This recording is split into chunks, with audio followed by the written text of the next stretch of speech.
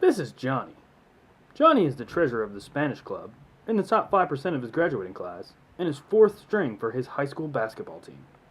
He really wanted to go to college next year, so he gets a part-time job to help pay for it.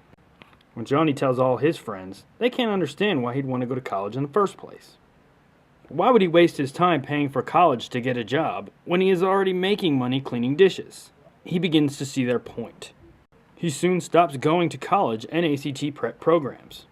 He spends all of his time working instead of doing homework and studying.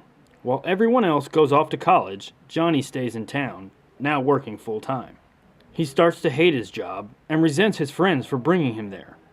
He regrets not going to college and daydreams about how it would be like to have gone.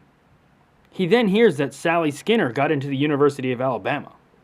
In high school, she thought 2 plus 2 was octopus.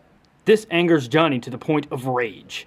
On his way home from work, he bumps into a woman and immediately starts a fight. He lets out all his aggression on her. The woman then utters a curse on him for disrespect.